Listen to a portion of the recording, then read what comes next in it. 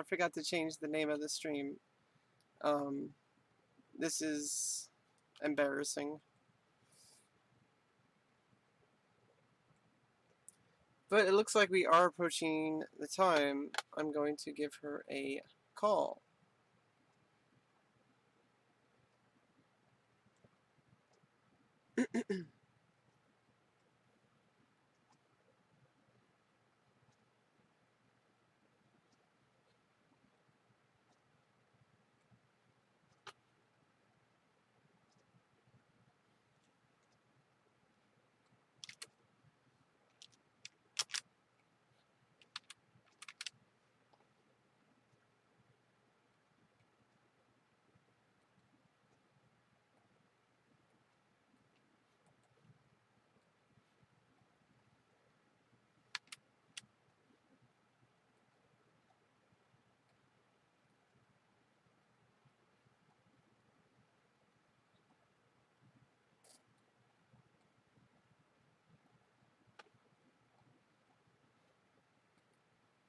Well, that is weird.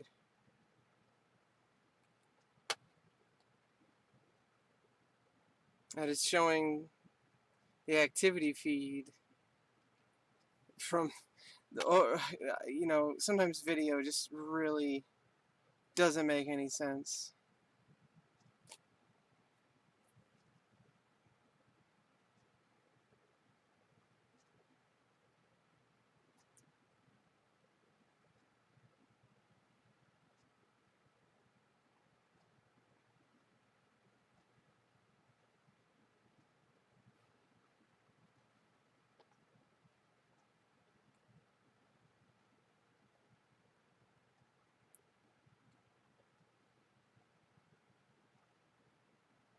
There we go.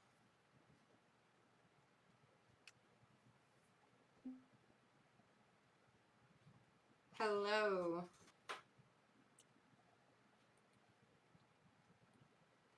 Hi, Lisa. How's it going? I'm good. What about you? I'm all right. Just getting really excited because this is, like I said, this is you're only the third guest I've ever had on my stream. Well, I am honored. I'm honored. And then I also hope that you will enjoy my teaching style, and because that's most important. Oh yeah. But how is everything going currently? I'm setting up a chess.com. I'm trying to actually remember. If I'm not mistaken, I have to go into live chess, then analysis board, I think, and then I invite you, right? You could just go directly into an analysis board. Let me try it too. And I think I can just start one and then switch it over to you, but I'm not sure if I can do that. Okay, because I do have to start off with because so with every first lesson that I have, don't worry, in the future it's going to be obviously very oriented to your liking, like I mean to your like weaknesses and strengths and stuff like that. But the first lesson is for me to like get to know the way your brain works. That's why we're going to be going over a game. Okay. Is that okay? Yeah, that's actually perfect. That's actually kind of what I was thinking about. Like, you know, because that's actually the biggest issue is I because... can't hear you anymore. Oh! I don't know why. Sorry, I was pressing the wrong push to talk button. Okay. I have it set to pause/break, and I was pressing print screen. So, yeah, that's actually kind of that's kind of what I was actually looking for, because a lot of the stuff that people do in like YouTube videos and in like streams and stuff, it's kind of generic, and I can kind of digest that pretty well, like chess books and stuff like that. But it seems like the biggest issue seems to be with like stuff that those books can't really address, you know? Yeah. Yeah. Especially since like authors, they really can't put every single variation. You know, otherwise their book is just going to be thousands of pages long. If you're kind of so they usually focus on the most important ones, right? But as maybe a lower ranked player, it might come in your mind like, oh, but why didn't they say this move, right? That I'm Mm. looking at. It's not written Yeah. what's gonna happen. So okay, let's take a look. Should I be waiting for you to? I I could just create a board or Yeah, create the board and invite me. I'm actually I've only done this once before. I know it's possible. yeah, no worries. Yeah, I understand. I mean, I used to invite students. Okay, I shall do that. And then it's just same, right? Rebecca Lauren. Yeah. Okay, perfect. Huh. I guess maybe I might have to add you as a friend. Or did you get a invitation? I hope you did. Yeah, I just did. Okay, perfect. Starting position. Let me see. Set a position. Okay, perfect. Yeah, you can load a PGN or etc. etc. I'm just gonna because I remember the position by I remember the position by heart, so I'll quickly set it up. Okay, so before we even go into anything, I always ask this question to all of my students: is what do you believe your weaknesses are, or strengths and weaknesses? Just so that I'll keep Um. that in mind. Mm, mm. Oh, right now, well, the queen's out in the open. Uh, Oh no no rook's no kind of. not. Oh, Oh, don't worry. I just mean about your own chess. I haven't finished setting up the position. oh, Um, okay, okay, okay. I see what you're. It was a just in different kind of general. question. Okay, you. We went Sorry from about that. specific to general. Okay, so I was like about this position. Sorry about that with my. No, it's okay. My biggest weakness seems to be like I'll be looking at a position even for a while sometimes. Yeah. Like even spending minutes or longer sometimes. And it's funny because when you play faster chess, like you usually don't see things that you normally would, but you would think that if I was playing rapid or classical, I wouldn't have that problem anymore. But then there's Right. still an issue where like I'll look at a position and I'll be looking at everything and then I'll calculate all these moves and then I'll be like, okay, and then I make the move and then my opponent makes a move I didn't even see. And I'm Uh, like, and it's like obvious after the fact. I'm like, really? Did I not look at that? And then the whole game's ruined from that point. And that seems to be the biggest issue I have. okay. So that's actually what's kind of good because this game is really all about how important it is for white to calculate all of the variations because otherwise they will get into a lot of trouble. One sec, I just want to make sure that this is white to play. Um, I believe so. Okay, now I created a white to move, and then legal moves only. Okay, perfect. Um, okay, so one of before we even begin to go into the game, I actually stole this from Yasser Seirawan because he's an amazing. I personally believe that he's an amazing coach and also author. He has some really instructive videos on YouTube, but he also has like a series of books that he has published. And so when you are when you are analyzing a position, he believes that there are 5 different things that you need to take a look at. 5. Um, so and he counts them as advantages and disadvantages.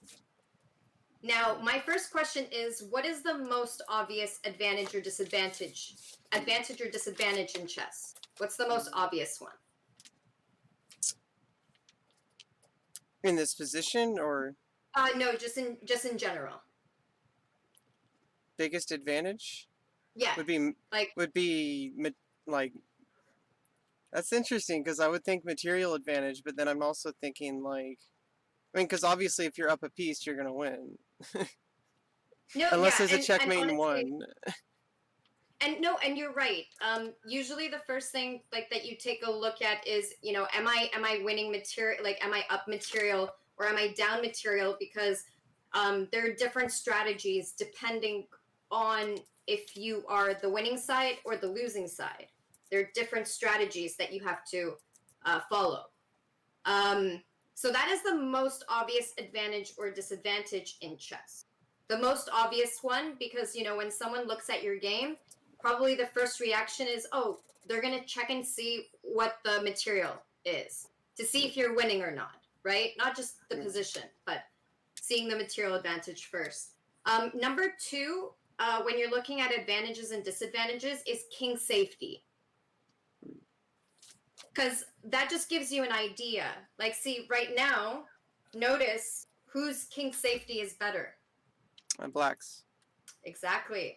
So that is just something like in white's position, if they notice that their king is left in the center, one of their main concerns is to not get checkmated in the center and try to castle as quickly as possible, right? So that automatically gives you a plan for yourself. Oh, I need to get my king into safety. So king safety. The third one, advantage or disadvantage that I look at is pawn structure. Pawn structure is actually quite a big one. And why do you think it's so important to understand pawn structures? Well, I mean, that kind of dictates the direction of play in the game. So, what I'm understanding is that you don't necessarily, um, like, your pawn structure decides how you're going to move over into your other opponent's camp. I read that somewhere that Yeah. that like you need to figure out which files are going to be important, and in order to know that, you need to know which, like, where you're going to make a pawn break. And so if you Mm-hmm. have a weak pawn structure, you're not really going to be able to have as much options. Yes, and actually, the weaker the pawn structure, the more targets Oh, that your opponent has. Have you heard of the terminology pawn islands? oh yeah, yeah, yeah. So the more pawn islands you have, the weaker pawn structure. So if you have 4 pawn islands, you have 4 targets for your opponent. 4. Hmm. Um, Obviously, if you only have one pawn island, technically speaking, if you put all of the pawns on a chain, like a pawn chain, well, there's only going to be one weak pawn. It's going to be the base pawn of the pawn chain. So if it's yeah, so like the more pawn islands, what are some other weak pawn weaknesses that you know about, other than Um, pawn islands yeah, well, isolated or pawn, backwards isolated pawns? pawns, Good. um, Yep. doubled pawns, Yep. uh, Um, and then I'm getting ahead of myself, and I'm also yeah. thinking of pawns that blocking bishops. Yep. No, no, no. That's very good. Yeah, that's very good to know. Yeah. So, yeah, pawns are like they are so important, and I really like the quote. And I don't know, maybe you agree or disagree, but it's like pawns are the soul of chess. Hmm. And I mean, I actually do believe in a way. Pawns are really good for defense. Pawns are deeply underestimated. If you underestimate a pawn, it can turn into a queen.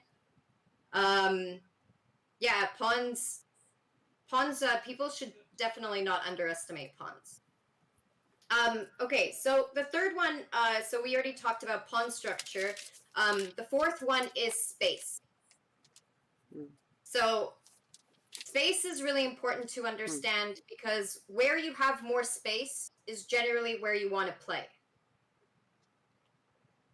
Okay, yeah, because that's one of the things I've had a lot of hangups with. Like, because I know space is important, and I can tell when there's more space.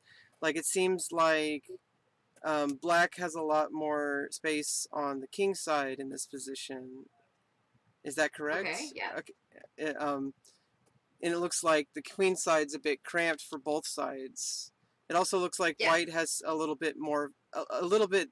like of play on the king side, but like black has Oh, the you mean queen on the rook. queen side? You mean on the queen side, right? Just to make sure. No, Um, I was going back to the king side because of the queen okay, and the rook. okay. Um, Oh, and that's the. Oh yeah, that's the queen side. Yeah, the king side? that's the queen side. So A, B, C, and D files are the queen side, and then No, um. I'm talking about black's queen and rook. Oh, okay, okay. Sorry. Yeah, that's on the king side. Sorry, you thought I was talking about white's queen Yeah, and rook. yeah. Okay. Sorry about that. No, that's on the yeah, the queen. I was going back to the king side. It looks like black has control over the e file, Yep. but then white has like a knight, and so it's like, and a bishop can come into play. So it seems like, I don't know if this is correct or not, but it seems like black has a little bit more control over the king side. Yeah. But I don't know how to take advantage of, what do you do with space? That's actually one of the biggest things, because I know how to like say like, okay, well, there's space on the king side, but like I don't know like how do you use that? Like what does it even mean? That's one of the things that I'm kind of missing. Right. So even though in this position it does seem like black has the problem here though is I probably wouldn't be moving any of like any of the G or the F pawns, even though it Mm, might seem like a good idea, just because you don't want to really be um uh black doesn't want to make their king safety unsafe, right? Especially since white's king is unsafe. What black should be focusing on is either on the queen side or in the center, because mm, that is where their pieces, right, are mostly playing. And as you mentioned, that there's like a lot of space because of these two pawns. It's been giving black a lot of space here. Putting mm, pressure on e2 is very scary for white, right? Because mm. it stops them from castling. Can't play Yeah, here. yeah, because you have a e2 pawn that's only being defended by a king and a bishop, Yeah. so that's a backwards pawn. A backwards pawn. A backwards pawn would be more of a pawn that cannot be defended by other pawns. Yeah. That is more the definition. But right now, it's yeah. There's a lot of pressure. I'm trying to think of the term, but I think it's just there's too much pressure right Oh, now going on e2. overloaded. Um, um, overloaded is more of um, overloaded is more when a piece has too many duties. Oh, so it's the Like, opposite. Okay. yeah, because like right now the bishop only has one duty, and it's to defend this one. Um, Right. Yeah. So, and then by the way, the last one, which is in my opinion is really important to know, but it also kind of comes hand in hand with space, is piece mobility. Mm, Why is piece mobility so important to always look at? Is because is because where you have space generally means that that's where your pieces are going to be more active because it's going to have more squares to move to. mm, Um, and another thing is with piece mobility, you should always be keeping an eye out on your opponent's pieces, because if your opponent moves their piece to a square where, like for example, the knight was moved to a square and then it barely has any moves going forward. Like it moves to a square where now the knight can only move to 2 out of 8 of the squares, right? So what you could do is you could try to trap it. If a piece barely has any mobility, it always should come into your mind to try to trap it. mm. Same thing with yourself. Like if you notice that any of your pieces barely have any moves to make, that should trigger something for you as well. Um, that could help you figure out an idea, right? Your plan is to, oh, maybe get your piece to a more active position where it has more squares to move to and not less. Yeah. Yeah, that's definitely helpful. I still think it's like, there's this thing that happens like when I learn something, Mhm. or when it's a little bit better that there's a little bit more interactivity and personalization with your help. But I feel like a lot of the stuff, it's like I understand it and Mhm. like I can think that way, but when I actually play my games, I'm like unable to even like. I feel like the problems lie most in just like the way that I'm like just straight up missing things. Uh, Mhm. and it's like I don't know how to turn what I've learned into actual moves on the game. Sometimes it comes with and by the way, after every game you play, do you analyze it? Yeah, I usually look unless I'm like in like a because An lately I've been arena. playing in some arenas where it's like you want to play as many as possible and try to win. Like Yeah. especially if it's for money, like Yeah. Isolated Queens or, uh, Mhm. well those were Swiss, but lately there's I don't know, there's been more opportunities that are looking like they're going to be in the future for like with Botez Live and Chess Bra doing like viewer arenas with cash prizes. So it's like you in those kind of things you need to just play straight through. But even when I'm playing like unless I'm playing like a bullet game, which I don't play, I don't like it. But most games, you know, even if it's just like going through the moves and saying like, okay, well, what's the move that absolutely destroyed my game, or or or if I won, like, what's the move that absolutely destroyed my opponent's game, or if like I won, I'll still look for like, okay, well, could I have made improvements in the opening, or did I only win because my opponent missed something? Yeah. But I don't try to go too deeply, especially in blitz games. But in classical games, I usually immediately after playing, I kind of do the quick one, and then later on, I look at it later. I haven't played. I've only. I've. There's more opportunities to play classical online now because the SCL. I don't know if you're aware of the Slow Chess League on chess.com. There's Oh Lee no, I Chess. haven't heard of it. Well, you probably know of Lee Chess 4545. And Oh, there's it's like there's team other, based, right? huh? It's like team based, I think. No, yeah, it's a Oh, team, but I mean the whole purpose is to get 45 plus 45 games so you could play classical. right. Because FICS and ICC also had like a team league where you would play 45-45, and because you can't really do that in the pairing pool. Yeah. And so like I don't know, it's like I try to play those as often as I can, but sometimes it's just super exhausting, especially from streaming. So it's like No, but yeah.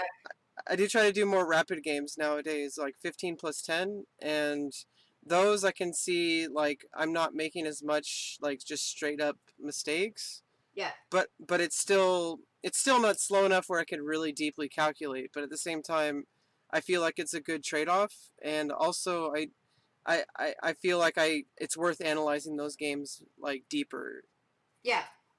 No, but the thing is that even blitz games, maybe not the ones that you've necessarily won, but the ones that you lose, I do actually recommend you Mm, to go more into depth. Like, if you know you've won a pretty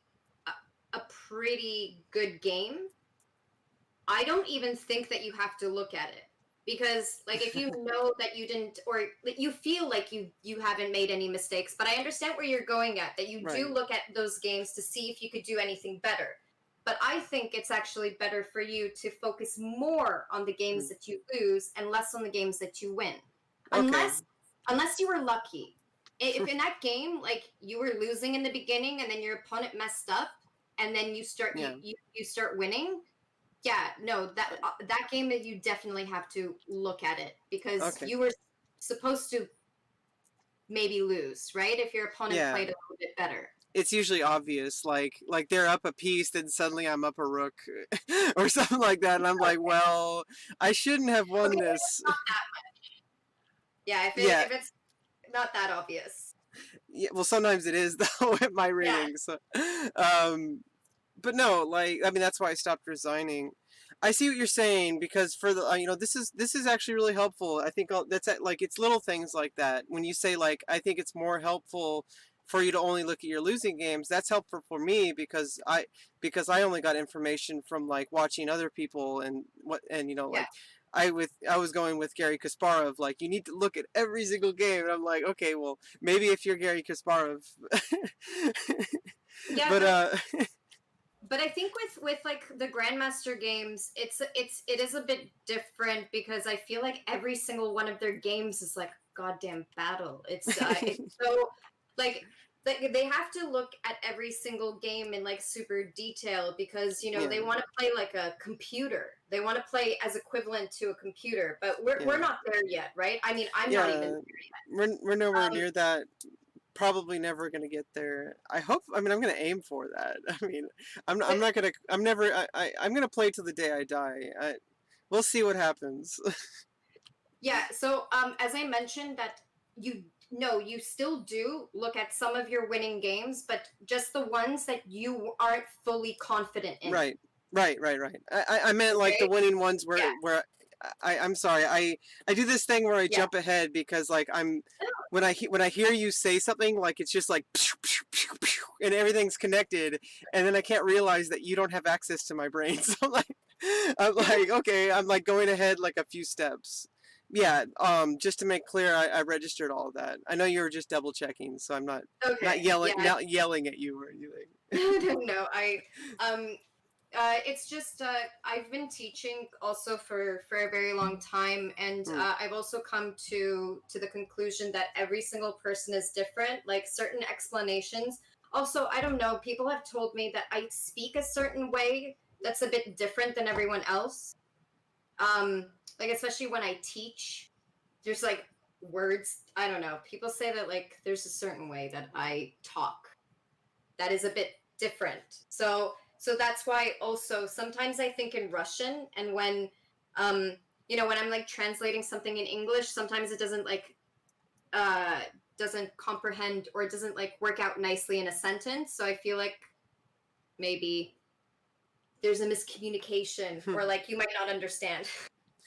Yeah, well, from my point of view, it sounds like you're very fluent in English. So I have no idea because I mean, obviously, I can't get inside your head either. So like, to me, it makes perfect sense, like what you're saying. But then maybe you actually didn't mean it to sound that way. So who knows? Yeah, but I'm glad we're on the same boat. Another Yeah. thing is, so what has really improved with me, but you don't have to do this, but especially for like over the board games, what's really important to do is don't go straight to a computer. Yeah. That is what every single person makes a mistake. Like, I Yeah. mean, now I almost never go to okay, a computer. right away. Okay, I'm glad about that because like that's what my dad taught me. Like you're supposed to look at Mm, your game first with a fresh mind, with your own analysis. You figure out what could have gone wrong, and then once you're done, then you go mm. with the computer because Yeah. then you see if you were right or I usually only use the computer when it's like a position where it's like I have like no idea what's going on. I've looked at it already, and then I'm like, okay, well, let's look at the evaluation. I don't even look at the lines yet. I'm just like, let's look at the evaluation, and then I let it run a few depths because it's kind of drunk at first, yeah, and and then I'm like, okay, well, it looks like it's a draw, even though it says like 0.03. Like it yeah. might be like a millimeter better for white, but like it's basically a draw. And I don't know. I really don't trust too much of the computer because the computer is going to be playing perfectly. Yeah, and the computer also sees like 30, 40 moves in advance. It basically already knows the end of the game, right? So Yeah. um, Yeah. that's I don't know if you've known a lot of my background. I've spent a lot of time setting up like table bases, my Skid versus PC databases, like opening reports, like opening books. okay. I've done all that kind of stuff. That's very good. I was actually going to say that depending on the type of work habit you are actually in, um, like a friend of mine, he actually learns openings just by looking at the opening explorer. Like he does not read anything. Mm, He takes the chance because he thinks it's more important to kind of understand the opening than to memorize all of these variations. So he'll right. like he'll go in and Rebecca, I would definitely recommend create like have an account where you don't care about your rating. Well, you're not allowed to have a second account on chess.com. That's why I have Lichess. No. And I just yeah, and I just said like use Lee chess as a way Yeah, to practice openings because when you're practicing, like you should have an account where you should try new ideas. A lot of people like when they play on their main account, it's like oh you're worried about losing grading, you're worried about something. Just this I don't know if you've met me. I have absolutely like no hang-ups about my rating, so I test stuff out on my main account all the time. okay. Maybe that's why my rating's so low. I don't know. Well, and it's I mean it's completely fine. It's just that my dad always like recommended, especially when you're learning openings, you got to play on an account that you don't care about Right. because the idea of practicing openings is that you want to play as many games. So my dad actually recommended me always to play 3+2 when you're practicing openings, and it All doesn't right. matter what the result of the game is. You just need to check the first 20 moves to see Yeah. 15-20 moves to see if you're playing the right thing. Yeah. Okay. Well, I do that already on chess.com, so I'm gonna try to double Okay. down on that. And also, of course, if I really want to go like crazy, like just spin around with a giant hammer, then I'll go to Lichess. So it's like if I want to try like H3, like if I want to Okay. do that as an opening for white, then I'll do that on Lichess. It the thing is that like it's up to you because I'm the type of player that I generally play a lot better when um I know that I don't have too many things to worry about. And also like when I play over the board games, for me, what works best is actually not seeing the rating of my opponent. I sit down Okay. at the game. I don't know if my opponent is higher rated or lower rated because um, yeah, you play your game. You have no idea. Yeah, I mean, Um, I guess it depends on where you're playing because sometimes they put like a pairing list and it says the rating right next to their name. So, I know, and I always hated that. But I know that some tournaments they have like separate. They have like the pairing mm, sheet, no one's rating, and then they have like the rating sheet next to it. And I in those cases I'm lucky. I don't have to look at the rating. yeah, Um, I've only played two over the board tournaments. I'm kind of unlucky in that. It's really difficult for me to play over the board in my geographical location. yeah, I am that's why. relative, yeah, I'm relatively close to like places that do have tournaments, like Sacramento Chess Club. There's also San Francisco, the Mechanics Yeah. Institute. The problem is driving there is a lot of gas and there's parking. And what if my car breaks down? It's and Um, also there's the coronavirus going on, so yeah, that's of course, yeah. Currently, my recommendation, if you want to get some like in-person games, that is maybe like less competitive, is just go to like meetup.com. You'd be surprised how many chat they're like not casual chess meetups there are. they're not here. I've looked many years. Sonoma Oh County is man, dead. Sonoma County is no, completely and dead. that's so sad. It That's so is. sad. Which is why I can't move though right now. Like I don't want to get into it again, but we've Yeah, talked yeah, about it yeah, before. yeah, yeah, yeah, yeah. Don't want to take up time. Yeah, of course. Yeah. No. Okay. So let me just quickly give you a little bit of information about this game. So White is Yasser Seirawan. He's playing. This game is from 1982, I believe, and Black is playing Anatoly Mm. Karpov, and he was actually the current world champion at the time. Okay, And I believe, yeah, he what should be. what He should. What year is this again? 1982? No, 1980. 1982. Yeah, Okay, I yeah. think he should be because He was world champion for a while. yeah. That's what I'm just gonna quickly check because yeah, and on his Wikipedia it doesn't really say when he was. Yeah, he was current world champion. He was world champion from 1975 to 1985. Well, yeah, And then 10 again years. from 1993 to 1999. 16 Yeah. So years. yeah. So I had I to mean do a that's little just bit so of math there. yeah. It's yeah. So it's so see this is a really good example to show how like world champions even make silly mistakes. So honestly, don't worry too much about this because in this current position, it's white to move and find the best move. And you'd be Hmm. surprised. Like you'd probably be like, how can Karpov miss this? Like especially being a world champion. Hmm. So it's white to move, and they have a really good move here in this position. You can please do talk out loud. I would love to hear what you're thinking about. Yeah.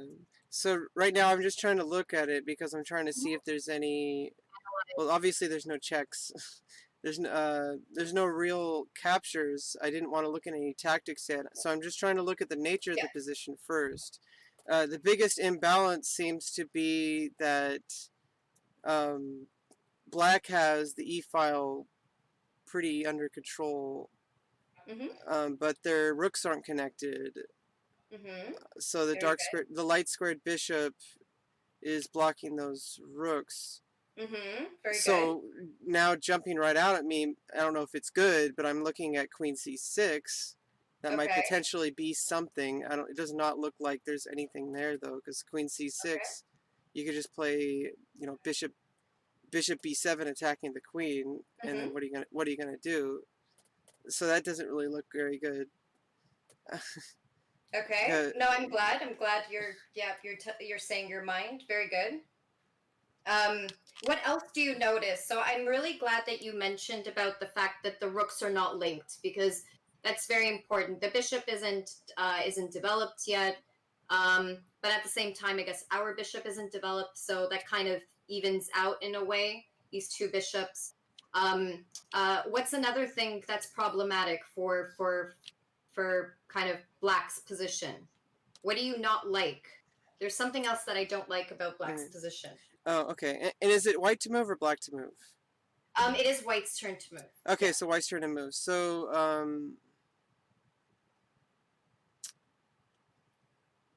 let's see.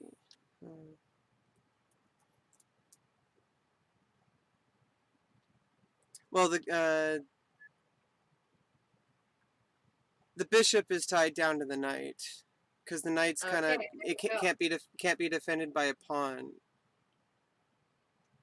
And so if I could somehow pull the bishop away, you go. Mm-hmm. I could get the knight. But right now I'm only seeing like bishop h3, and then bishop takes h3, and then queen takes a6, and that's kind of even. It is Yeah. a knight for. I mean, it's giving up a bishop for a knight. I don't know if that's useful, especially Um. since I don't know what the queen can do on a3, a6. Yeah. Okay. So that's very good. So we've kind of analyzed we've kind of analyzed the Black position, and I'm very happy about that. How about we analyze like what are some like so we already know the weakness of White in regard that the king is in the center because we did talk about it earlier. Right, But can right. you tell me what you like about White's position? Um, well, there's Because that centralized. might give you an idea. Yeah, there's a centralized pawn duo at least right now. Black could Mm-hmm. potentially take the d4 pawn, but then the knight's guarding it and the queen. The queen and the knight and the rook are. I mean, the rook's a little bit awkward, but not too awkward. I could attack the queen. I mean, you could play rook. I mean, right away jumping out rook e3, attacking the queen. But Mm-hmm. oh no, yeah, because yeah. Yeah, Oh, yeah. okay. Okay, rook e3, and then queen d8 to defend the rook, but then rook takes e8 check, Mm-hmm. queen takes e8, and then queen takes e8 check, and you just won a rook. No, you run. Well, in that case, it would be basically a queen, but Yeah, yeah. but depending on what he but I mean the better there I mean if we're talking about moving the queen in this case, the better option would be to try to go for any of these moves rather Oh, than okay. f8 or d8, right? Because um Rebecca, you should always expect your opponent to play the best move. If they don't play the best move, then that's really good for you, but you should always expect the best. Always. Okay. Well, the reason why I didn't think of f6, queen f6 or queen Okay. d6 is, Protection. yeah, like it doesn't Okay. protect the rook, and I don't understand that. Oh, no, no, no. So the reason why, so like when the rook moves to e3, you automatically have added you've automatically added two attackers to the rook. So you should always remember Oh, okay. attackers and defenders. In this case, it doesn't matter. Even if you move your queen out of the way, you're not adding another attacker, right, to the rook on Okay. e8. Yeah, So keep in mind that you lose a rook instead of losing a queen. Well, yeah, but I'm talking about we're talking about if the queen moves. But there's after rook e3, there is actually a way for black to kind of oh, save his situation. yeah, bishop e6. And this is where your thought came in. Do you remember when you mentioned how if the bishop moved away? Yeah. And then now you take the knight, yeah. Exactly. Now, here's the So thing. that's why you don't play bishop Karpov, e6. yeah.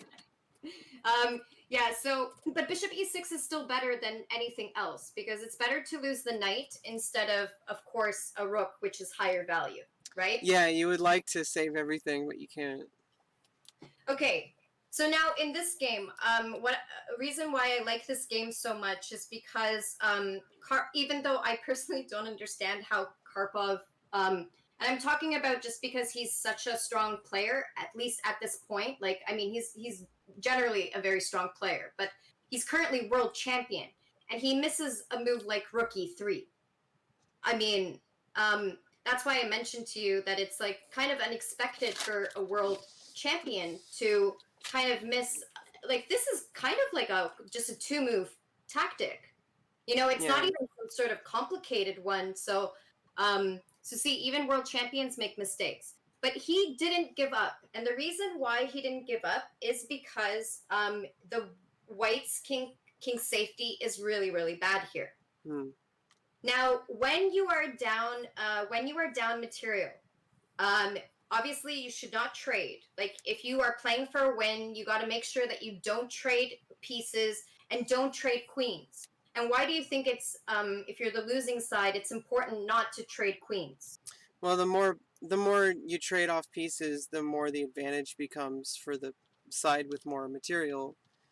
So you want to try to make like Correct. attacks and putting pressure on your opponent, trying to force them to kind of like put their pieces to defending certain squares, and like just keep them reacting as much as you can until you can kind of limit stuff so Yeah. they don't just get free reign, because if you just trade off pieces they just get at one end game, and it's just basic calculation at that point. Exactly. But here's the thing that I would recommend you just try not to trade queens, especially because remember queens are this is the strong queens are the strongest attacker, and there's so many. If you look at some of the attacking games, if you take away the queen off of the board, I know like in some of them obviously you can't just take away, but I'm just saying in general, like imagine, look at some attacking games and see if the attack works without the queen. Actually, a lot of attacks don't work without the queen in handy. Hmm. I'm just saying that there is a lot of, so try not to trade queens when you're down material. And it's the same thing like if you're up material, you should try to trade queens. Right, Um, right. but Rebecca, please don't like chase the queen all around the board. Like, please trade me, please trade me, And please I trade don't, me. I Like don't, you I, got. no, I sometimes do that. I mean, I guess it depends on the situation. If it's like, if there's no increment and there's like, we both have like 12 seconds, then maybe I'll just keep doing that. Yeah. Because I can't calculate like an attack, or I'll just lose on time. But if it's like a regular game, like a normal human person game, like a, not like a crazy time scramble, then yeah, I usually try to look for, I don't know, I'm trying to, I'm trying not to sound like, I'm not trying to sound too full of myself, but I'm not one of those players that does a lot of those things. Like, Okay, that's uh, good. And like I've worked with children enough to to notice all those things. Like they do stuff like that. They're always like attacking pieces and hanging pieces, and yeah. I played too many games, and that's the biggest thing is because I've played like several title players like on Twitch and just stronger players in general, Yeah. and like I'll play them and then I'll just get like a slightly less like I'll either just like completely lose at one point, but I'll like make it for like a while, or I'll like get into like a losing end game that's like not like super losing, but I mean obviously it's pretty losing. But like I don't know. What I'm trying to say is like I've been told by so many people you're much stronger than 1,000, and I'm like, what does that even mean? Because like I keep losing my regular games, and then I play these higher rated people, and they're like, oh, you're much stronger than your rating. You're much stronger than your rating. I'm like, ah! But Like it's frustrating. but is there any chance that so um because but also I'm terrified of I was terrified of my dad um when because he was my coach. Mm. Um but I wait, where was this going? Oh my god, I just randomly had a blank. Oh my god, what just happened? It Okay, if it's happens to me important all the it'll time. It happens to me if all the it time. if it's important it will come back. I don't know So I why was that ta- just randomly. so I was talking about how when I have when I play against higher rated players, they're like, you play a lot stronger than your rating, and then I'm like, I'm really confused because I still have a low rating, and it doesn't really make sense that like how am I still stuck Right. at this rating and yet I'm like playing pretty well against titled players. I Um wouldn't say pretty well, but so so the thing is that I don't know. I have a little bit of a different mindset just because of my dad. But when I get into a way better position, or if I'm up material, I actually start thinking a lot more than I did even prior to that mm, because I'm so worried about making a mistake in a winning oh, position. right. Yeah, I'm you don't want to. I'm yeah, I'm so overly cautious. That's why I don't know if you sometimes like see my stream. It's like how is this girl like losing by time in like a winning position? Because I start thinking way more when I actually win a pawn or I win because I don't want my opponent to win back that material. And that's why I'm always making sure that when after I've won material, I start looking more cautiously about what my opponent's plans are even Mm, before the winning of material. I don't know why, but maybe it's just in my mind. It's just that when you have a chess coach, they actually they do get upset if you had a winning game and then I don't know, you become overconfident, you stop focusing. They actually get more angry from mm, you stopping to stop stop focusing when you're up material. Like they would rather right. you lose a game because you deserve to lose it. Like I I don't see know, what you your mean. opponent Yeah. played absolutely amazingly, but coaches get upset when you practically give away the game to your opponent. Yeah, I think it happens more often when you're streaming as well because you get like really excited, and then you start talking to chat. And in my case, my non-existent chat, sometimes they're here. I have a few people who show up who are really supportive of me, but for the most part, there's Mhm. nobody here, and so I'm pretending there's people here. um, because obviously, I understand the technology. You can still make clips and you can still make highlights. So and the VODs are still here. So it's like I pretend like it's a recording rather than a live. You can call me crazy. No, But no, yeah, no. that actually, I get to the point where when I'm in a position where I know I'm doing really well, I'll start really trying to play accurately. The problem is when everything is kind of equal. And then I kind of just play like, okay, well, I just need to just develop. I need to do this. And I kind of go on autopilot a little bit. And then what happens is suddenly I made so many moves. Like I make like 2 or 3 moves in a row without Mhm. even looking at each position, which I know you're supposed to do. And like I'll just be like, wait, why did I make these moves? Why did I make these moves? And like suddenly I'm stuck in this position that I didn't even think about. And sometimes it's good, sometimes it's okay, but sometimes it's just like, oh crap, now I'm gonna be down a pawn.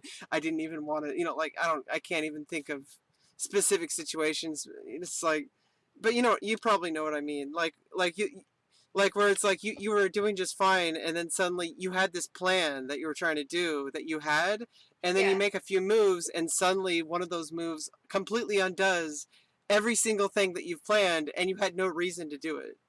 And that yeah, seems to be what happens to me like every single time. Like I keep making moves, and then everything's great, then one move undoes everything I just did, like the past 3 or 4 moves. okay, so then you know what? I can actually see maybe where you are going wrong, because what my dad, and I know that I bring up my dad a lot. He is my main and basically my only coach, and That's pretty awesome.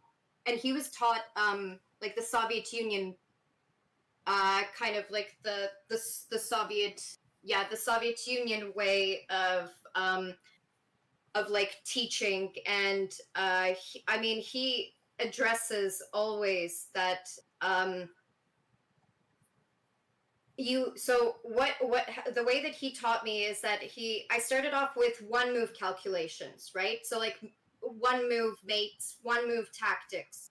Then I went to once I was very confident in one move tactics, I went to two moves. I know that um this seems like very obvious, but if you are struggling to calculate up until move 4 or 3, then you should try to focus on actually playing those type of. Yeah. Um, I will. I have this really good PDF, and I'll send it to you after. Yeah.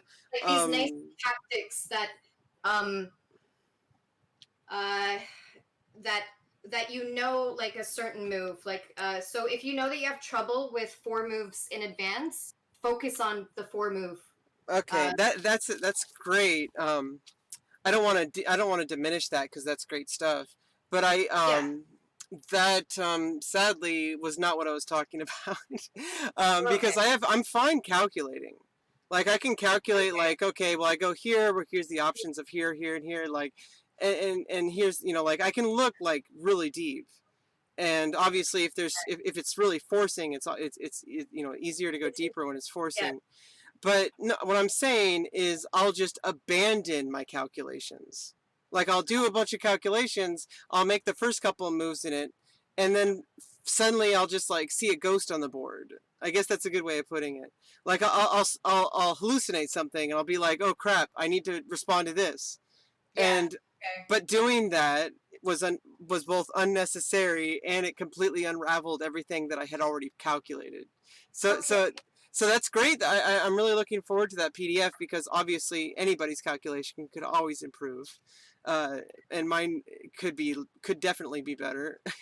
and um, and I also think just doing a bunch of I know that you probably do this already, but it's really important to actually play, like, do tactics regularly, because yeah, the way that your brain works is it remembers positions.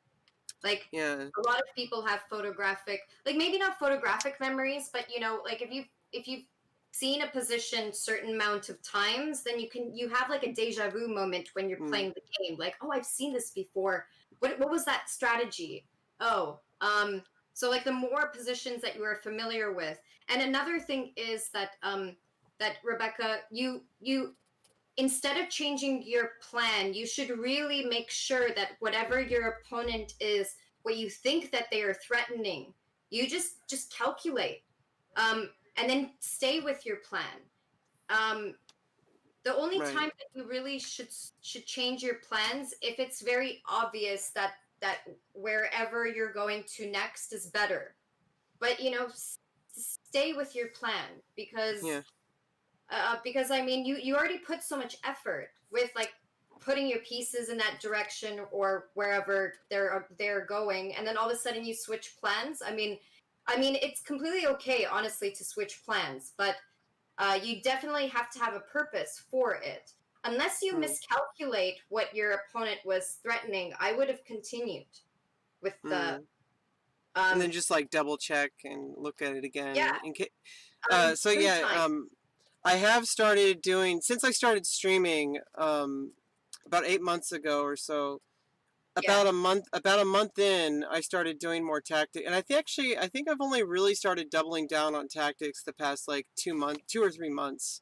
But since I started Okay. doing tactics, and I'm doing like easier tactics. Yeah. I was I you know I've heard a lot of like really strong title players talk about you need to be doing like slightly easier, like ones that you can solve like relatively quickly until it's like automatic, and Yeah. then you gradually like increase it, because like it shouldn't obviously I still need to do like difficult ones. I'm 1600 rated on tactics trainer here, but Nice. I can do the training. You can also set it so that you can select a rating range, and so I've been doing like 300 to 900 lately. Well, first I was doing 100 to 500, and then I was doing 300 to 900 now. So but I think what you're talking about with the remembering things, I definitely have had that. And it's at least within the tactics trainer, because then I'll see a position, I'll be like, well, I've seen basically this exact same position before, and I know the pattern. And I think that's actually another thing, especially with looking at a computer screen. Um, People talk about, I think it's called the Tetris effect or something, where it's like you do something enough times, and then you're like you'll see it even when you're not doing the activity. I think that's Yeah. great for us chess players because like we could see the Yeah. positions. Yeah. And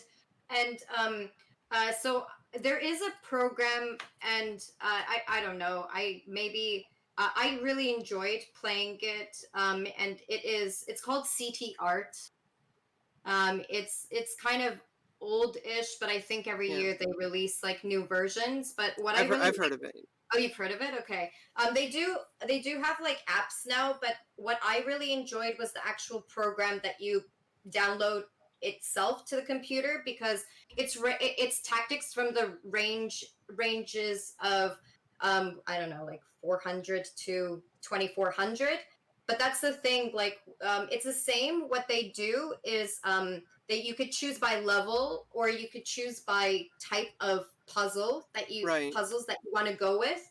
But then a really cool option is that after you've done a series of like a level, you have to do a test.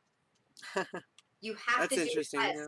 Yeah, and that's what I really like about it, because you're like solving 100 puzzles in your practice time, and then after that you test yourself on the 100 puzzles that you just did, and then you set yourself like a goal, like I'm not going to go to the next level until I get 80% or 90%. My Right. dad would force me to get 90%. So imagine, I sometimes had to do those tests like 10 times in a row, and I had to do sometimes the same puzzles over and over again, and you can imagine how well that sat in my brain, Yeah. especially for That's a win-win situation. yeah. I kind of wish that Chess and chess.com had that option, like where you can have Yeah, kind of, chess.com. Add that feature. it would, I mean, it They're not gonna listen to me. I mean, I think it would just be really nice if, like, there's a set amount of tactics that you've been studying, and then after that, you are tested, because that is also something that what my dad would do is when I would read books, and then he would test me on them, well, to also make sure that I actually did read them. But yeah, he would assign me a chapter, and then after that, he would pick like three random positions, and I had to know what to do with them. Like a lot Mm. of pressure, definitely a lot of pressure on me. Yeah, well, Um, that's what you need. You need pressure, or you're just gonna stay the same. It's that that is true. But Rebecca, as much as I'm not as strict as my dad. So I mean, you're also old enough. I'll tell you where to like guide you in, and I will tell you like homework and like what to do. But at the end of the day, it's totally your decision whether or not you are going to do it or not. Right? Like yeah. I Well, always I will do my best to try to. I've worked with okay. a lot of well, not a lot of private teachers. I went, like I told you, I went to I don't know if I told you, I went to college and I had a clarinet teacher, and I was basically just like I just did everything, even the things that I didn't understand, and like okay, and like I adjusted, and then eventually I started understanding the stuff that he was telling me, and I don't know. I'm trying not to be like I'm trying to be humble, but at the same time, I apparently I'm a really good student, so I hope I won't let you down. Yeah, no. I mean, I'm enjoying this for so far. I know that we haven't. I'm just getting to know a little bit about you and stuff here. So okay, let's because we probably won't be able to finish the full game, but at least we can get Right. some like interesting parts. Okay, so one of the so when you are up material, number one, trading is good. Trading queen specifically because you're taking away the most valuable attacker from your opponent's side. So you're not gonna, if you take away the queen, a lot of the time you're not gonna accidentally get hit in the back. You know, like without, let's say you're too focused on a plan, but if the queens are gone, I mean, obviously something bad can still happen, but it's just less likely or less likely once the queens are off of the board. Another thing is don't be overconfident. So once you, as I mentioned before, once you're up material, you should actually be even more cautious about your position, not less cautious. Don't be overconfident. So, like Mm. here in this position, so Black lost material, but he decided he's not giving up. And why? Because he has some sort of compensation, and that small compensation is keeping Karpov from giving up, right? And that's the king being in the Mm. center. So when you are down material, what you should be trying to do is you want to open up lines. You want to get your pieces as quickly as possible to do something bad to obviously your opponent's king. Exactly. And another thing is I was told by a friend of mine who is an international master. He said that never trade unless it benefits you in the slightest way. If it doesn't benefit Mm. you, you should never trade things. I mean, obviously, like the queen situation is a little bit different, um, because you're trading queens just so that in case in the future you don't accidentally forget about your opponent's attack or something like that. But generally speaking, so here in this position, black does actually capture on d4. And even though when you're down material, you shouldn't be trading. But the reason behind this move, actually, why don't you tell me why does black capture on d4? What do you Well, I think? mean, of course it gives a path on the D file towards that king, Yep. but in addition, it kind of keeps white, like I said earlier, it keeps white reacting to your opponent. Like I said earlier, when you're down material, you don't want to be trading off material. You want to be putting pressure on your opponent. And so black's putting Yeah. pressure by c takes d4 is attacking the rook on e3. And so if you can't, I mean, you can move the rook, but Mm-hmm. like then you just lost. You gave a pawn back. And maybe you can do something with that knight. So I would think knight takes d4. also put some pressure on that bishop, which is pinned to the queen. So that's why knight takes d4 looks a little bit better than like rook d3 or rook e5. Especially rook e5, you would just play f6. So Oh, yeah. Oh, if rook goes to e5, that should be. Remember I told you about piece mobility. That should be one of the triggers. It's like automatically, if I was playing black and if the rook moved to e5, it's like bam, the rook is moving to a square where he has only one move. Like he has no other moves anymore. So that should so definitely. automatically put a trigger in your mind. It's like, wow, this rook only has one move to make. We gotta trap it. If you can't trap it, then obviously you switch your plan. Um, but but that should be a trigger. I remember when I was low rated, one of my problems was like strategy, right? So I would get into these positions where both sides are equal or something like that, and then I wouldn't know what to do. But by like analyzing the pieces, you can find things to do, right? Like if you see a pawn structure weakness, oh, if there's an isolated pawn, bam, you need to try to focus on that. You need to always look at the weaknesses and stuff here. So you were saying knight takes d4. Knight takes d4 is actually a mistake. Oh, really? And that's why I really wanted to go over this game. This is a beautiful game showing how the most obvious moves can actually be the losing. Because Karpov is not gonna give up without a fight. He's gonna try to complicate things as much as possible. So this most obvious move is actually the losing move. I'm gonna just quickly. I'm gonna refill my soda stream. I'll be right back. Maybe you can think. What should black?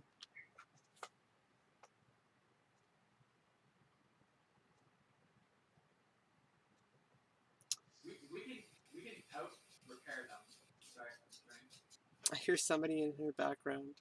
Yeah, so I mean, if the knight goes here, what is the issue? There's a dog on her screen. I saw a dog.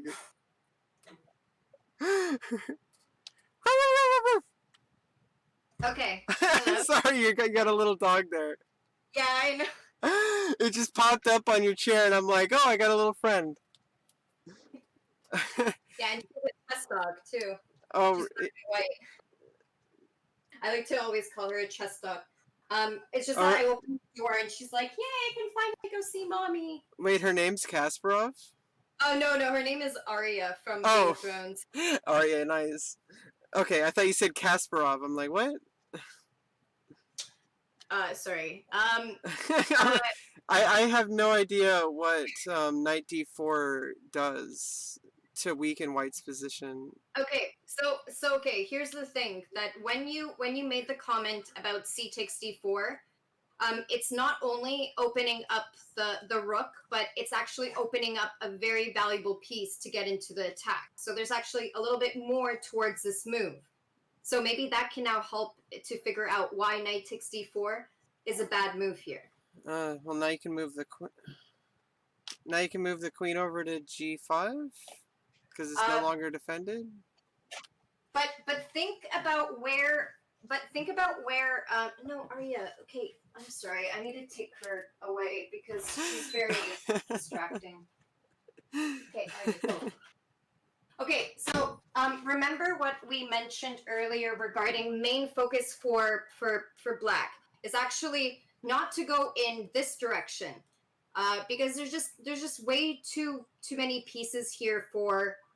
There's way too much going on the king side. Way too many pieces. But as you can see here, if you look on the queen side, white might be struggling a bit. Right. I just don't see what the knight move has to do with it, because now, I mean, the knight was guarding these squares, and now it's guarding these squares. Okay. But what does that have to do with black? Because black could still attack with queen b4. Check, but I think now the knight can't come over. Oh, well, now the knight can't come over to d2. So the if you notice here, the d4 pawn is actually poisoned. So Poison. it's poisoned because in this position, Oh, right. Yeah. Okay. yeah. I wasn't thinking about that. Okay. For some reason, I thought it was defended. I thought that rook was a pawn.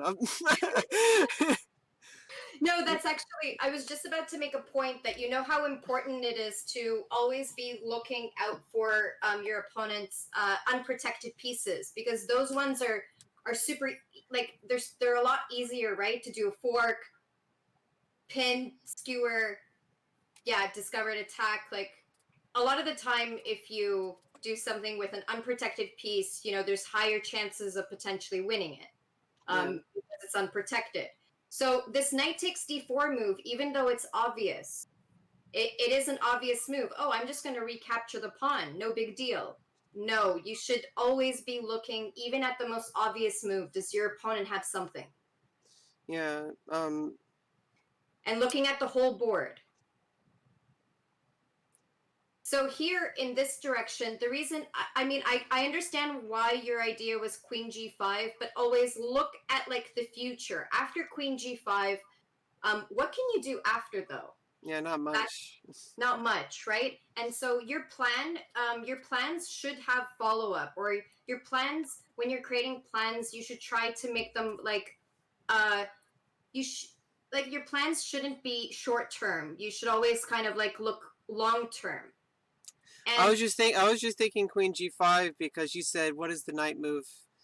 A blunder, a mistake, because because I thought, oh well, it's not defending g5 anymore. I couldn't really see anything else. okay. And then there's the obvious, fork. So it's like it's obvious now. It's sometimes it's hard for me to see. Of course. No, and I mean here what you should be orienting is that if we already took if we're already looking at the fact that rook c8 could be very troublesome, think about it this way, that the rook will probably not be able to checkmate on its own. So you should try to have a team, right? So you know that rook c8 is going to happen, but you need someone to help out. And that's why you're orienting, right? You're orienting where your pieces are going. If you automatically saw that rook c8 can cause problems. So by adding more pieces to that attack can be very beneficial. Okay, so yeah, sorry, go ahead. okay, so I mean, so knight d4 wasn't the move played. I'm pretty sure, right? Yes. So Yeah. I would say instead rook b3 Perfect.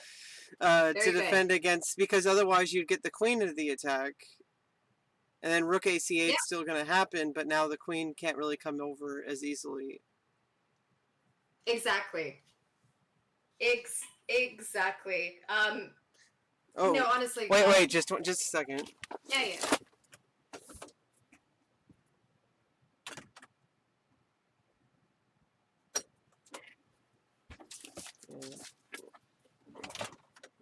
Exactly. Sorry. No, so I just honestly just want you to get into the habit of, like, any obvious move can lead to severe consequences. And especially in this position, monitoring, like, always remember that when people trade pawns, trading pawns is very beneficial to open up lines and diagonals, right? So if your opponent trades a pawn when they are losing, they might have a little bit more in store. Because the only way for a person who is down material, right, is to try to open up and complicate the position. If they sit around and do nothing, they will just lose, right? So you have to open up the position if you're on the losing end. And that's exactly what, like, Karpov was trying to do. He was trying to open up the position and also complicate things. So he's setting up these like, I mean, for a grandmaster, I'm just talking about Yasser Seirawan will probably see something simple like this. I'm talking about a grandmaster, right?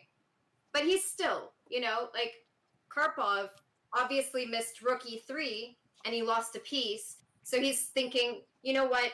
I'm activating my pieces, but also creating some cheapos. It's totally okay, by the way, to create cheapos in chess, just as long as you are not in making your piece inactive. Yeah, because that rook is very active. Wait, what do you mean by cheapos? So like this is technically a cheapo. The reason why I'm saying Oh, like okay, cheapo, because it's like an obvious it's a threat, right? one move calculation. It's not very deep. I'm not saying, by the way, like me and you, we could totally miss it, but I'm talking about grandmasters. Grandmasters, like Right, even they're basically chess engines. yeah, yeah. So rook b3. Okay, so black. Remember, black is trying to complicate the position. He notices that this rook is stopping his whole plan. So what he thinks about here is, how am I going to get rid of this rook? Because this rook is stopping the queen from going to b4, and stopping my queen from black's queen from getting to the potentially the second rank, and stuff here. So how can we try to get rid of it? So what in this position, what Karpov did was he played bishop f5. And bishop f5 is a really good move because it is kind of like a cheapo in a way, right? Because by playing the bishop, he's trying exactly. It's kind of like an obvious move, but at the same time, look, he's putting his bishop onto a better square. He's opening up the queen to restate maybe this threat. Yeah, and rook e3 is no longer an option. Exactly. And after bishop f5, yeah, so that is knight c2, bishop c2 is a problem. Now here's the thing. Knight takes d4. So now that we've protected the square on b4, I'm asking whether or not is it safe for us to capture the pawn on d4. So I'm just promoting the variation. Okay. Oh, well, sorry, now this wasn't. I don't know why it wasn't I don't know played, why. but you're just, No, this wasn't played. but I mean, you're just showing me just as an example. I'm guessing. Oh yeah, of course. No, I just mean So- that I promoted it, and I don't know why I promoted the oh. because it's not the main move. It happens. It doesn't really matter, I guess. I mean, in the end, like, what matters is what's on the board. I mean, I try to imagine, like, we're just working with, like, an actual, like, wooden chess set right now. I mean, you don't save those. I mean, Yeah. I mean, you could write them down, but I mean, that's still a piece of paper, like, I'm old school, by the way. Like, I'm really old school. Like, I'll play, like, blindfolded. Nice. And like I'll play with like my wooden chess set and stuff, like, and like write down. I know both notations, like I know classical and algebraic. I was waving earlier because somebody came into my stream. I'm not gonna say their name because it's kind of depressing. Anyway, yeah, knight d4. You could do that now, but I'm just trying to see if, because obviously you can't play queen b4 check now because the rook. Oh, by the way, another really important strategy, which I don't know if maybe someone else told you, teleporting. Oh, like when you promote? No, so teleporting has really helped me find a plan. Like or look at Okay. what else to do. Like for example here. If you like, could magically move a piece somewhere. Like if Yeah, I could exactly.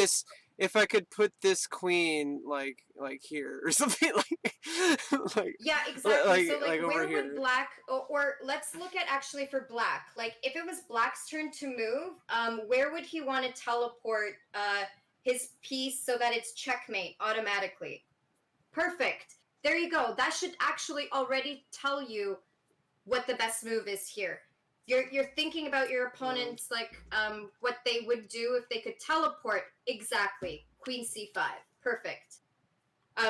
You should keep in mind always the teleportation method. That helps for you. It helps you find a plan, but it also helps you figure out maybe what your opponent's plan might be in the future.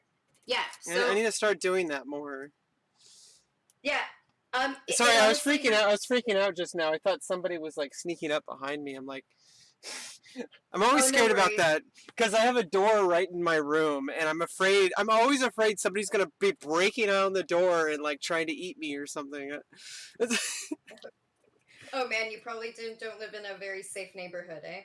It's not that. It's just a thought. It's actually a pretty safe neighborhood. We're in a trailer park. But it's pretty safe considering, because everybody knows everybody, who everybody. I don't know. I don't want to get into it. I don't want to waste time. Yeah, yeah. Yeah, so okay, so Queen C5, Queen C5 is great. Okay, so now here's the thing. I do want to show you something here, and this is all regarding risk taking, okay? So Queen C5 is you are 100% winning the knight on D4, okay? You're 100% winning the knight. So you are this Right. one this variation is more safe, but I want to show you something that I like, and if I was playing black, I might actually do it. I might do this other way. And this other way is Queen E4. Now, why am I saying that I really like this way? Because exactly. And also, guess what? The rook's also under attack on H1. Yeah, it's a little bit more pretty, huh?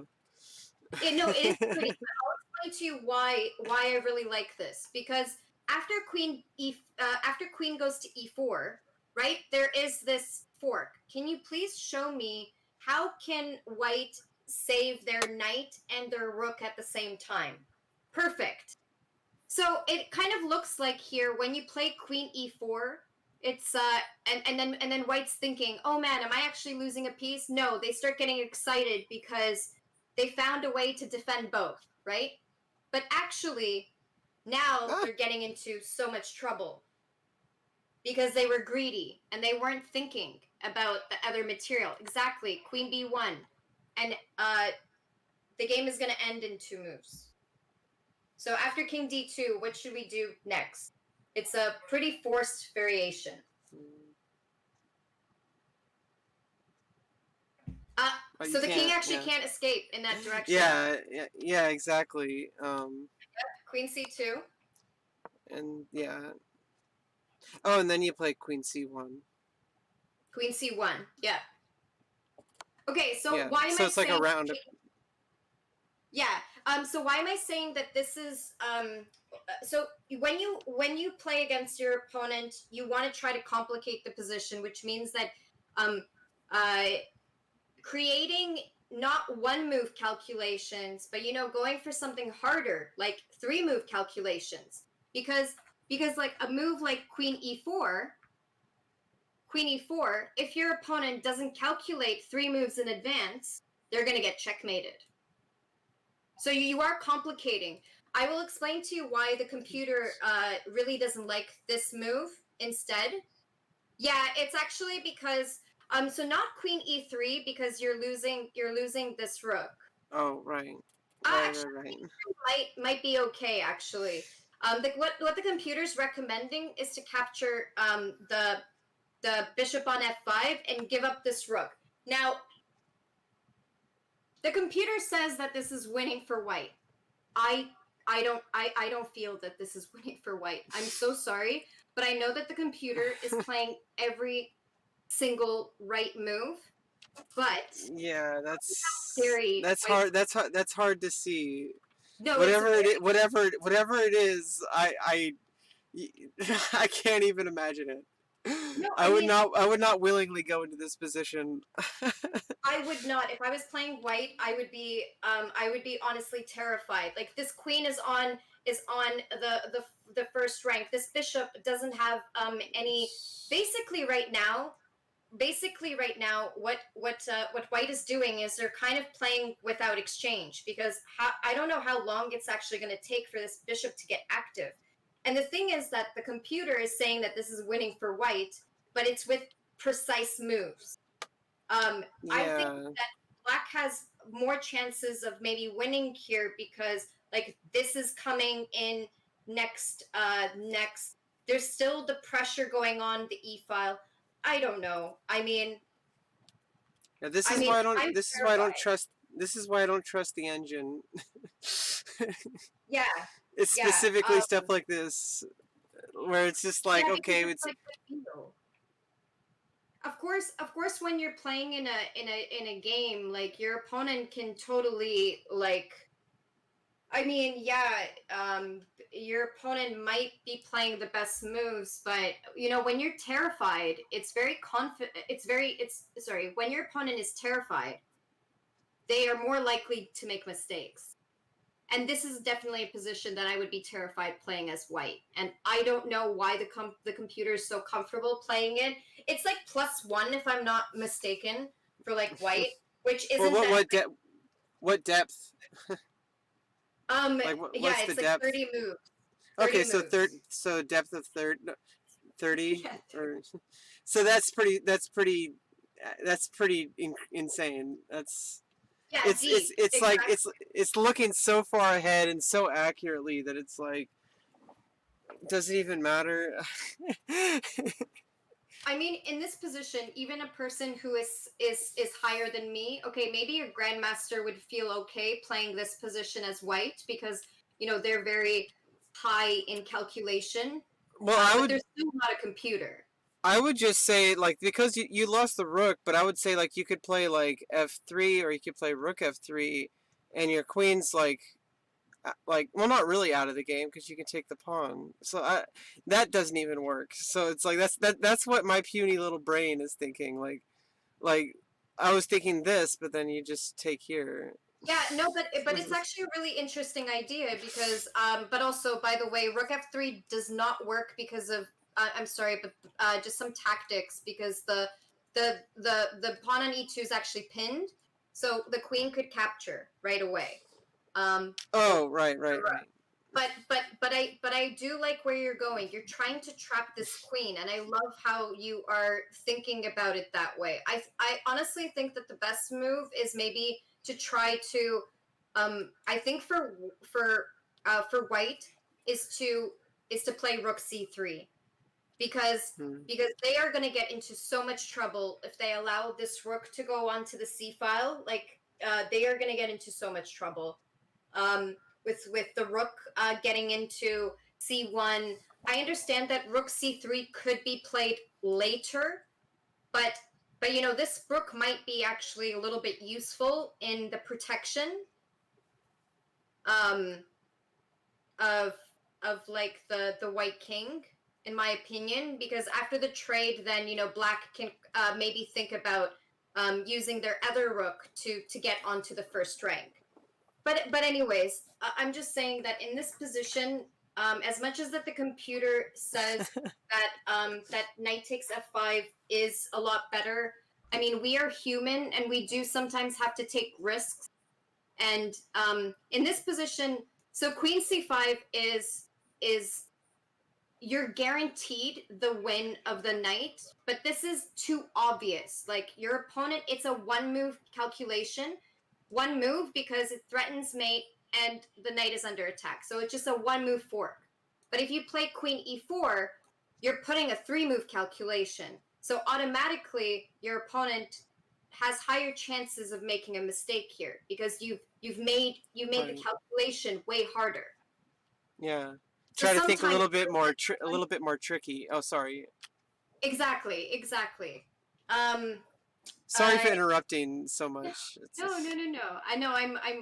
I'm happy you do so. I talk a lot. That's why. That's why I feel bad sometimes. It's a little tougher with online communications, like with voice chat. It's just so, like, I've been talking to like my therapist on the phone, and that's like so much more difficult. It's like, uh, it's, Yeah. Okay, so here's the thing. So bishop f5 was played here, and so white calculated and noticed that the pawn on d4 is that you can't do anything about it, so you can't capture it. Another thing that white notices is, can you stop? Is there a way to stop bishop c2? Other than moving the king, okay? Other Yeah, than I moving was the like, king. Yeah, okay. but king, you're right. But the king could technically move, but I'm a little bit worried what's gonna happen.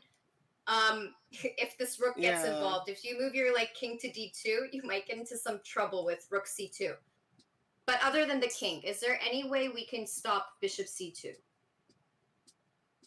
Um,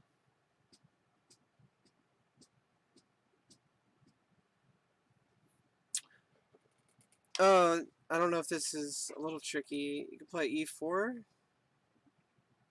but that's Oh, not e4. really.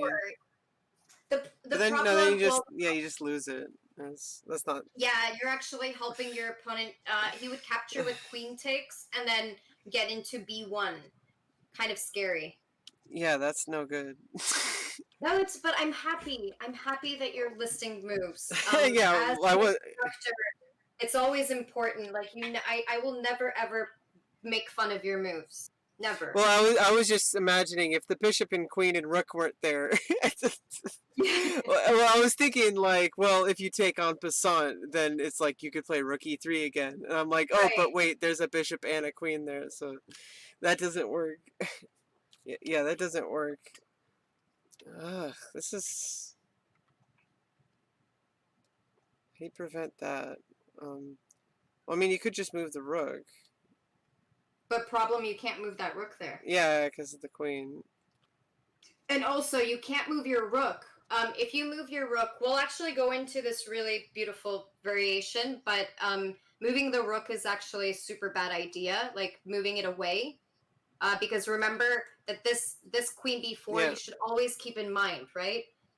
You purposely moved rook to b3 to defend that square. And Right, then but you what all of a about rook? sudden, yeah? What about rook b5 though? Okay, so rook b5, be very careful about playing a move like rook b5 because this is also tactics. Oh, the same thing. Ooh, ooh. Yeah, no, The it's bishop problem.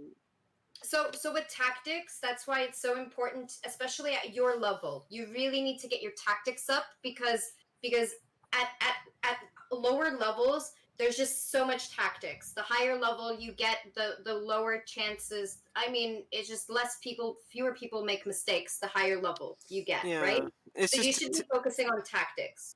they're just so hard to see. Like when it's moved like rook b5. I don't know why I didn't see that. It's Do you know why? Because this is my issue. Like I just didn't even see it.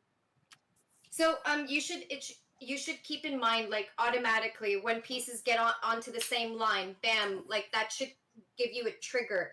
Pin, skewer, fork, discovered attack. Like if two pieces are on the same diagonal, like those things can happen, right? Yeah, Uh, it's just I keep like forgetting it like during my games. Like I'll just be like moving automatically, and then suddenly after the fact, I'm like, oh right, there's a tactic there, and mhm. it's like too late at that point, and it sucks. I Okay, don't know what to do.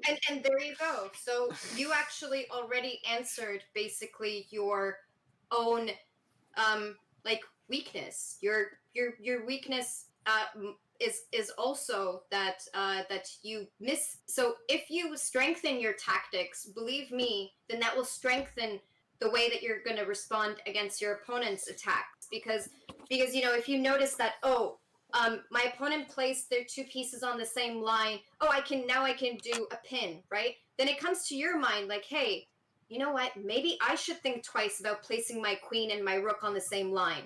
Um, you know, I should. You know, another thing is that was really good for me is my dad forced me to remember knight forks.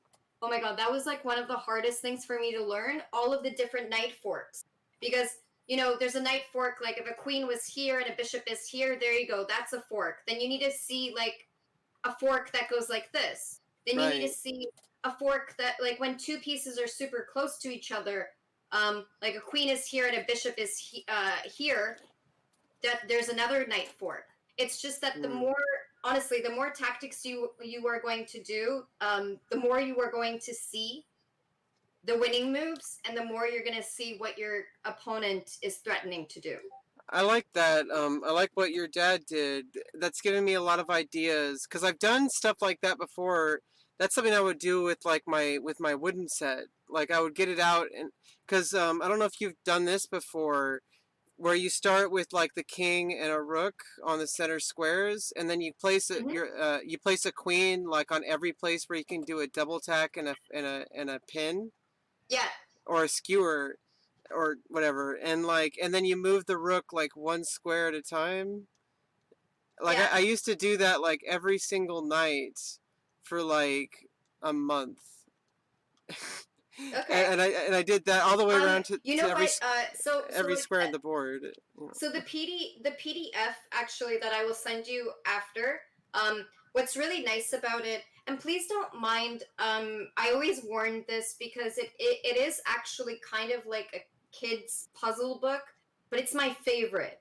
Like this style I don't is have any I don't have any okay, good. issues There's whatsoever. just I'm there's just a hardcore, okay?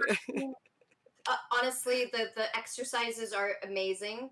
The exercises are definitely amazing, but it's mostly the way that this person oriented. So it's called winning chess exercises for kids. And what I love about it is it's all tests.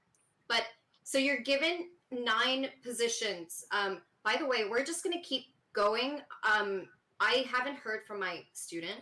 Okay. Okay, Well, it's all up to so you. I mean, yeah, if it no, were up to me, I would just be like here for hours. So I no, no, no, don't. I understand. I'm trying to be considerate of you. That's why I keep looking at the clock. I'm like, No, no, no, don't I can go. worry. I can go for like another 10 hours. Let's go. Yeah, no, yeah, no, I will just, yeah, I'm just kind of like waiting on him, but I'm just keeping going, with that. So like so what's really good about this winning chess exercises, they have like a ton of tests, and each test has 9 or 10 questions. And what's really good is that they are actually oriented in different categories. And like, okay, so the first 3 are mates. You know that you're looking for 3 mates. Then the next 3 are winning material, which is nice, right? Because when you're doing tactics, you get that variety of like the checkmates and the winning of material, which is really nice. And then the last 3 examples is, I believe the 7th example. I believe that the seventh example, I think, is you're in a bad situation and you need to figure out a way to respond to it.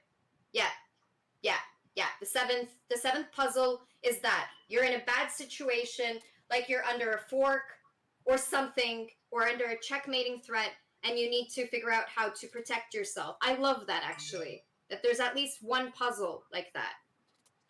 And is that the school bell? Sorry, no. It's actually Twitch. Oh, Twitch It's is just, bugging you. You're now partner. Is yeah, what it said. Orlova Chess is now partner, you guys. Let's congratulate her. no, I wish. I don't stream that much, but I have been streaming. But I have been streaming a lot more. I try to catch Okay. your channel. I try to catch your streams when I can. I try to host people that I really support. Not to say that there's some people I don't support, but I mean it's like like I support pretty much everybody in the chess category. I'm sure there's probably some bad eggs. I don't know. If they exist, I don't know who they are. So. Okay. I just realized. Okay, so I'm sorry. He never replied because usually he says KK. But he just replied, so he is actually waiting. I don't know why Okay, he didn't. sorry. So well, Uh, that happens. Okay. Yeah. So okay. So in this position, I just want to like don't worry. Next week, I'm not going to be in a rush at all. It's just that I had to reschedule a lesson. So like we'll 100% finish this game, even if it takes 2 hours or whatever time to finish it, because It's a really interesting game, and there's just like so much. There's so much to think about. Because what I love about this game is that Karpov, even though he's losing material, he is trying to complicate things as much as possible for Yasser Seirawan. Yasser Seirawan is making sure that he's being cautious and making sure that he sees all of Black's plans. So Mm. it's just a really good game example to get you thinking that way. That you should always be thinking that your opponent is out to get you in any situation. Yeah. In anyone. So yeah. Okay, I do have to get going, but as I mentioned, next week I won't be in a rush at all. So hopefully we'll finish this game. Yeah, thank you so much, and I'm not going to keep you anymore because you have another student. Thank you so much for all of this. This is really helpful. Hopefully I'll Yeah. not forget everything in a second after we end the stream. But I Okay. will I will take a break and I'll watch the stream again, of course, because obviously while we're doing the lesson, it's hard Yeah. to like focus, and I can see it again and be like oh, I'll see it differently now. Yeah. And so it's like I don't know it because I'm so focused on like running the stream that is like Yeah. it's hard and or being the student, like Yeah. I'm Of course. focused on being the student. And anyway, like I hope we can work together many times in the future. I'll send another tip your way for next week. Okay. uh Perfect. Yeah. And yeah, so I'll, that's what I was doing on my phone, but I was trying to do it really sneaky. But I couldn't get to there fast enough. I was gonna do it on. I was gonna send you a tip on your stream, and then you would see it on your phone, and be like, "Oh, I got money."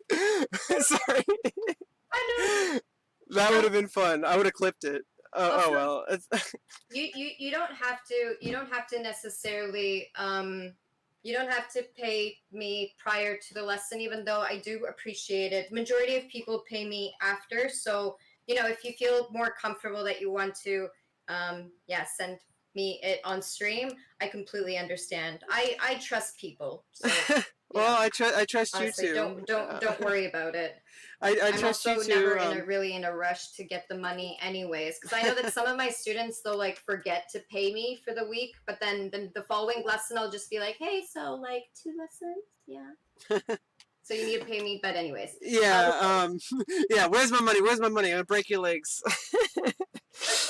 Okay, sorry, I Okay. really have to get going, Yeah. but I'll talk to you soon. I'll message you after I'm done the lesson to Okay. give you the PDF and Yeah. stuff. Yeah. Okay? Okay. Have a good day, Lisa. Thank you. Bye, you too. Bye. Bye. Well, that was great, you guys. That was pretty awesome. Um, really interesting. Really interesting. Yeah, I would have to say, I'm very pleasantly. I just feel very positive about.